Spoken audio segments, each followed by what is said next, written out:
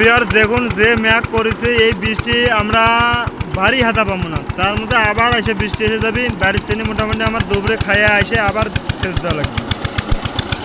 যে মেঘ করেছে দেখুন, আমার এক বড় ভাইয়ের মরিচের বাড়ি সেচতে যাচ্ছি, সেচা ভিডিও করতে যাচ্ছি, এসে আবার যে মেঘ করেছে।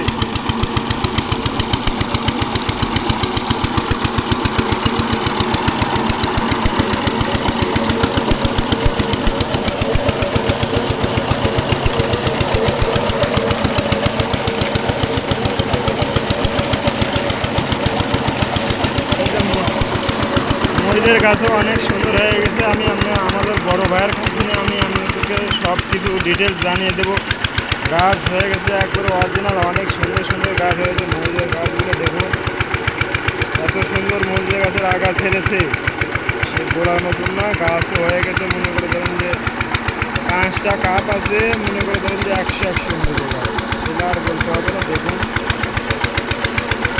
বৃষ্টি 2-4 ফোঁটা করে পড়া শুরু করে দিচ্ছে, আমার ডিসপ্লে অনেক পানি পড়েছে। দেখুন মরিচের ভাজে যখন শুকিয়ে যাবে তারপরে মেশিনটা বন্ধ করার পরে আমি আমার ভাইয়ের কাছে কিছু প্রশ্ন করবো, আপনারা শুনুন।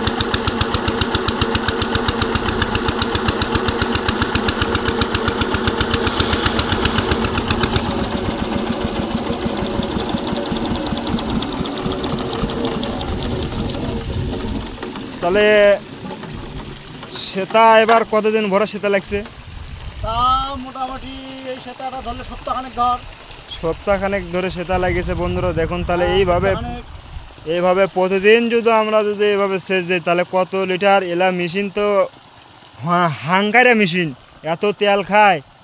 তো মনে করে ধরেন যে এই সিজনে আমাদের মরিচের যদি দাম না থাকে তো তেলের টাকায় আমরা তুলতে পারবো না। সার মাছ থেকে খাটাখাটনি করা হচ্ছে, খাওয়া নাই, বন্ধ নাই। তো শুনুন, এই আমাদের মরিচালার ভাইয়ের কাছে তিনি কিছু গল্প শুনুন। মরিচের গাছ লাগায় কেঙ্কা কী অবস্থা, কি সমস্যার, কি রোগ বালাই, একটু বস থেকে শোনা হোক।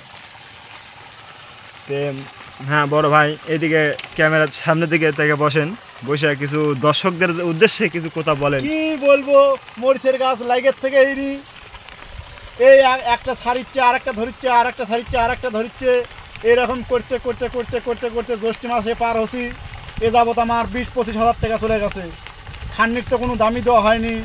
এই সার পাতির যে দাম, এত খাটাখান্নি করে যদি মরিচের দাম না থাকে তে আমরা কিভাবে চলবো? হ্যাঁ। তারপরে একটা মেশিন আছে, এই একটা মেশিন তাই এ যাবৎ 10-12 লিটার তেল খাইলেও তা তো খাবে। এবার যে বর্ষা আর বৃষ্টি অনেক, এবার গাছ করাও এসে দাঁড়াতে পারি না, তার জন্য একটা ঘর করা হলো। হ্যাঁ খুবই মুশকিল, খুবই কঠিনজনক জিনিস। আর এমন দুঃখের বিষয়, এক গ্রামের থেকে আরেক গ্রামের পাশাপাশি যে আবাদ করা। হ্যাঁ এই দেখুন আমাদের গ্রামটা মোটামুটি তিনি না হলেও আপনি প্রায় 1 কিলোমিটার, বেশি 1 কিলোমিটার হবে। কম করে কই দর্শকদের উদ্দেশ্যে 1 কিলোমিটার হাইটে যাওয়া আসি করা, এসে আবার এই রাইতেই যদি রাইতে বৃষ্টি হয় তো আপনি রাইতেই আসতে হবে, না হলে আপনি পরের দিন গাছ গোছালিয়ে মেশিন টেশিন নিয়ে ঘাড়ে করে বাইরে যেতে হবে। এইরকম একটা পরিস্থিতি, রাইতেই আসতে হবে, এইরকম সিস্টেম।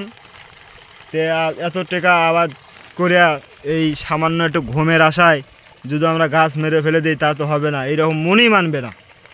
তে এই জন্য দর্শকদের কাছে মরিচ আবাদ করেন, উঁচু জমিতে মরিচ আবাদ করেন, শান্তি পাবেন, এইরকম অসুবিধা হবে না। হ্যাঁ এইরকম কষ্টে এমনিতে এক গ্রামের থেকে আরেক গ্রামে এসে আবাদ করা, আবার মনে করে ধরেন যে উঁচু জমি নাই, এই পানি সেচ করা, এগুলা প্রচুর বিরক্তিকর কাম। এই যে আবার ভাতি ভরে গেছে, মেশিনটা স্টার্ট করা লাগবে। জায়গা জমিতে কাজে, এগুলো সব নিজ জমি।